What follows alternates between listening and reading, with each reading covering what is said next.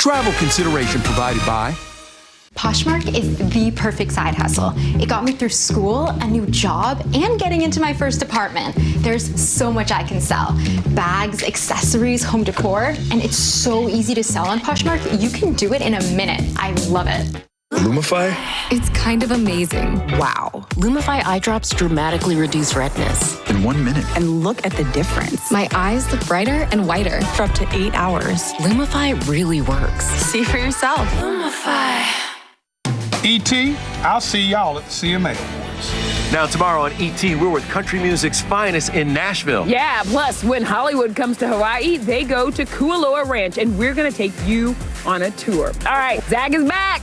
Zach is back because we're about to make some cocktails. We're also joined here by Director of Restaurant Operations at the Sheraton Waikiki, Nadine Madera. I'm excited to show you what we have, our Rumfire Signature Mai Tai. Okay, let's go. Some of the proceeds are actually going to be going to Maui Relief. $1 from each drink. $1 from each drink. Like that. Well, that's wonderful. And then the other cocktail is called our Signature Surf Breaks. Okay, all right. Happening now.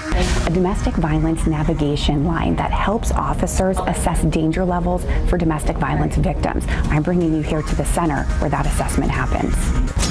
It's day 2 of a capital murder trial where a man is accused of killing 3 men back in 2016. Today, testimony revealing what happened the days leading up to that deadly shooting. 80s today, but not tomorrow. Turning windy, cooler, and even rainy. Get ready for a cold front. Talk about how much rain we can get and time it out for you in just a bit. The News at 5 starts right now. And we start with a tragic crash in Zavala County, taking the lives of 8 people, including 5 who are believed to be migrants who were trying to come to the U.S. This is happening on U.S. Highway 57 early this morning. Yeah, the sheriff says a Honda Civic was speeding, running from officers with 6 people inside, believed to be smuggled in from Mexico. While trying to pass a big rig in a no passing zone, the Honda hit head on with that Chevy SUV. It burst into flames, killing the 2 people inside, some trapped in the Honda, others thrown from that car. In total, all 8 people in both vehicles died in that crash. And this map we're showing you, obviously, is of San Antonio, but it happened in Zavala County. Meantime, 2 deadly encounters, 3 people dead. SAPD says both incidents involve violence erupting in intimate relationships. And this is nothing new. Domestic violence in San Antonio, unfortunately, continues to be a major issue. Friday night, police arrive at an apartment on Woodstone Drive to find a woman and a man dead. Both had gunshot wounds. The gun still in the man's hand. The other deadly incident happening the next day on Excellence Drive. Police tell us a woman called 911 saying that her ex-boyfriend shot her current boyfriend after spotting the officers and chasing him down. They were able to take the ex-boyfriend into custody. The victim died at the scene. Those tragic stories are what a multi-agency effort is trying to prevent, something called the Domestic Violence Navigation Line. It's a phone line that was established for Bexar County deputies in 2021. And this phone line showed so much success, the county just provided another $296,000 in funding on top of University Health's $500,000. Courtney Friedman got a rare look inside this command center where these assessments begin. It's part of her series, Loving in Fear. Hey, officer. Yes, sir. I can go ahead and assist you with that.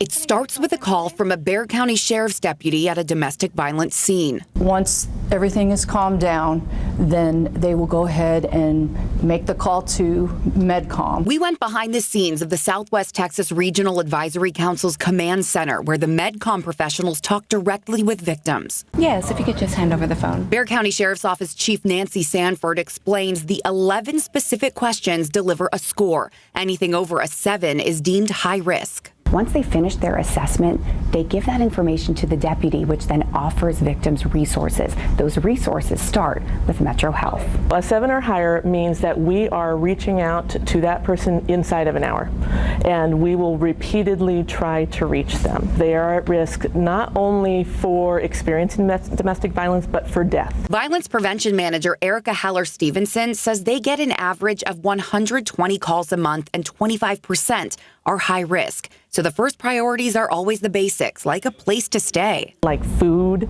and being able to communicate with family members, we move into case management. Those become long-term case managers, and for any services Metro Health doesn't provide, agencies like the Center for Healthcare Services step in. Just helping them, locate housing, potentially look for jobs while receiving the mental health care they need is really important. Crisis Response Director Amy Hicks says the point is to make a victim realize they can become a survivor. All right, and what is a good safe phone number for her?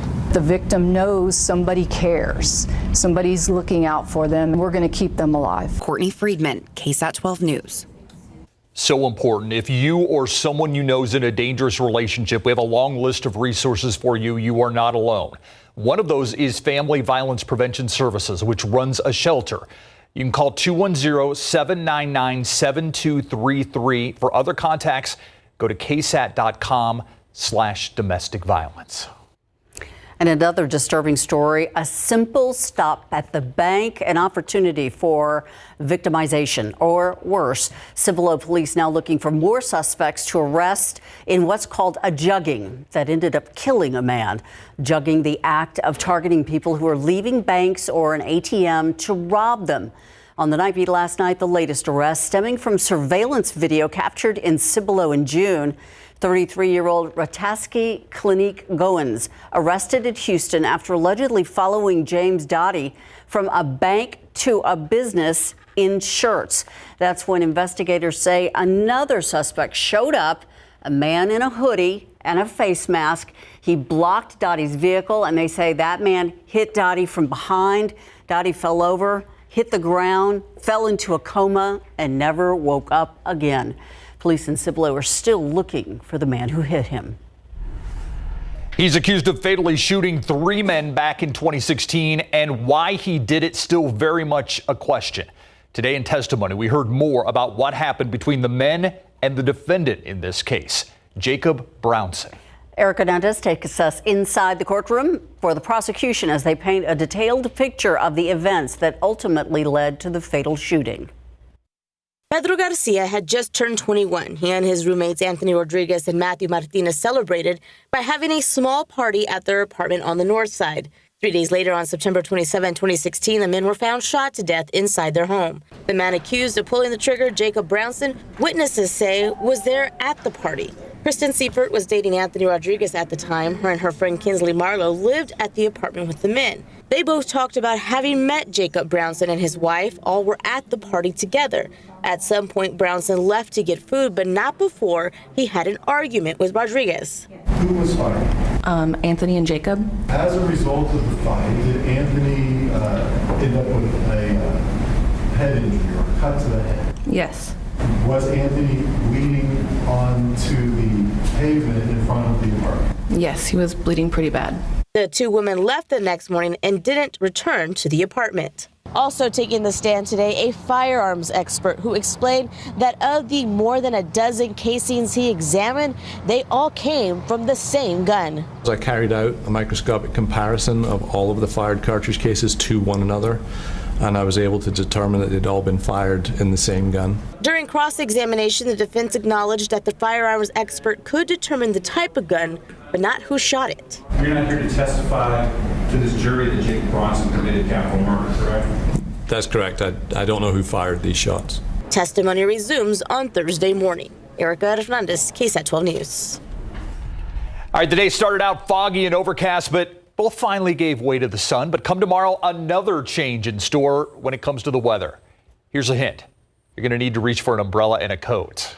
Yes, maybe even a scarf. Adam, how drastic a change are we expected to see and feel? Well, it's going to be gradual into the afternoon. You're not going to wake up to any changes tomorrow. You'll go to bed to the changes. We had 82 degrees for the high temperature today. Another unseasonably warm day. The average is 74. And I do think we'll make it to average tomorrow before the cold front arrives. We've got a mixture of 70s and 80s outside right now. And this evening is going to be just like the past couple of evenings, past couple of nights. Partly cloudy, some fog and drizzle developing again for the morning commute tomorrow. Cold front arrives in the early afternoon. That's when temperatures start to drop. We'll get into that temperature drop. It's not going to be as strong as the previous cold front, but you'll notice it, and I'll help time out the rain and talk about how much you can get in just a bit. All right, thank you, Adam. It's quite a giveaway. The nation's set to honor our veterans this weekend on Veterans Day here in Military City, USA. Some local veterans recognized for their service to our country with a brand new vehicle. Progressive Insurance hosting its 11th annual Keys to Progress giveaway today in San Antonio and across the country. The goal is to give veterans and veteran-related organizations reliable transportation. Receiving one of the vehicles, David Wooten, a former member of the 82nd Airborne Division. He tells us getting a new van will allow his family to create memories that have been on hold. Those lasting memories that we've sought after for our children has just been put off. And the moment we were told we were getting this, it was plan. Let's plan these family adventures together. Vacations ahead. 2 other veterans were presented with new vehicles today here in San Antonio. In all, 70 veterans were honored and recognized with new vehicles by Progressive Insurance. Around Texas, the shelter-in-place order lifted about 3 hours ago for those living near Shepherd, Texas, outside of Houston, after this fire erupted at a chemical plant there. We're being told, though, that firefighters are staying on the scene to put out any hot spots. Thick black smoke could be seen billowing for miles from the plant.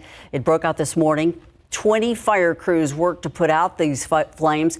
Nearby private school students were forced to evacuate. Residents within a mile urged to shelter in place with their air conditioners off.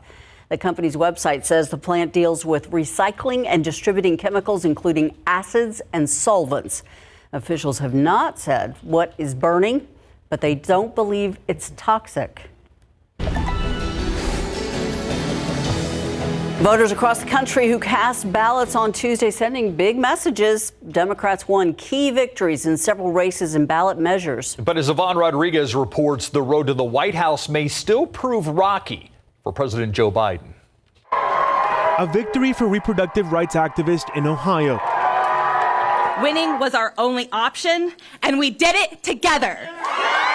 Voters casting their ballots Tuesday to enshrine the right to an abortion in Ohio's Constitution, just the latest state to do so in the wake of the Supreme Court's 2022 decision to overturn Roe v. Wade. And in Virginia, Democrats swept the state legislature in a rebuke of Republican Governor Glenn Youngkin, who sought to pursue what he called reasonable abortion restrictions if the GOP took control of both chambers. Voters are sending a message to all of us, Democrats and Republicans, that the number one issue that they care about is freedom. Abortion access proving a driving force for voters, which could be a boon to Democratic prospects in 2024, even as Republicans frame the results as wins for states' rights. I think you got to let it be decided state by state, and that's exactly what's happening. But despite party victories, polling of registered voters shows the sour mood in the country is posing trouble for President Joe Biden's re-election chances, coming up short in hypothetical matchups against former President Donald Trump and other GOP candidates. What we're going to continue to do is highlight the record of accomplishments that he has and draw that contrast between what he puts forward and brings to the table and what Donald Trump or any other Republican on the MAGA side of this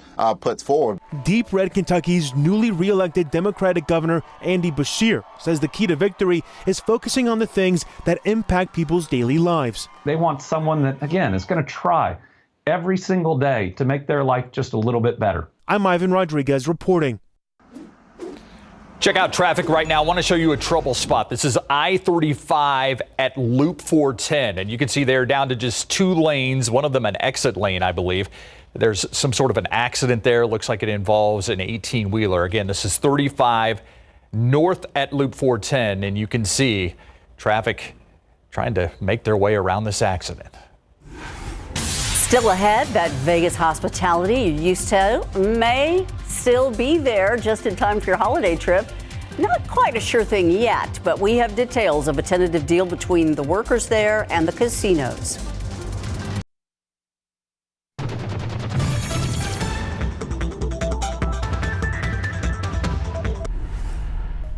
An accused murderer with an emotional outburst in a Bexar County courtroom. He and the jurors had to be ushered out.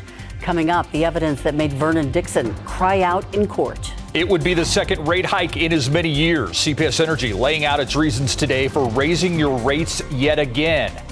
How much it could cost us, coming up.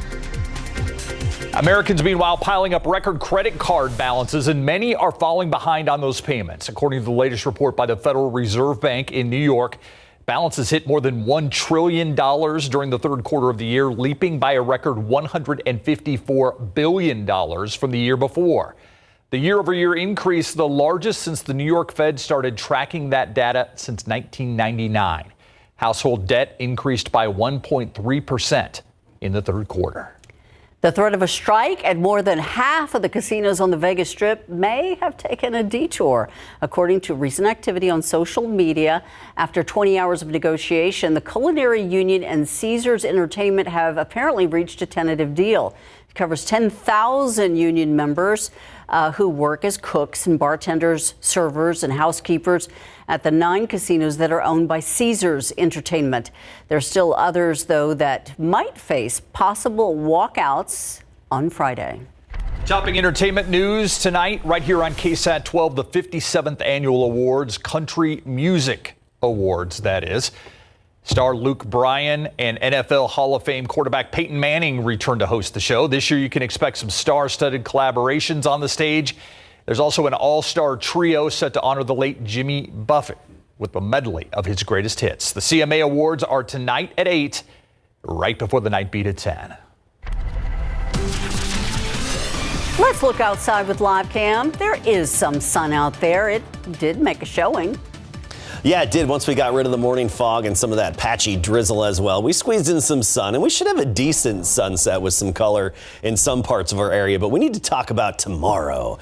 We're going to be in the mid-70s before the cold front arrives. Then temperatures drop. So you're not going to wake up to any changes tomorrow, but you will go to bed to the changes. Turning rainy tomorrow and feeling like fall again. Have the long sleeves and or jacket ready to go for the end of the week and into the weekend. Let's start with talking about the rain and just focusing on tomorrow. Notice in the morning, we're not expecting much in terms of showers, just some fog and drizzle. So yes, dampness, but not much for real rain.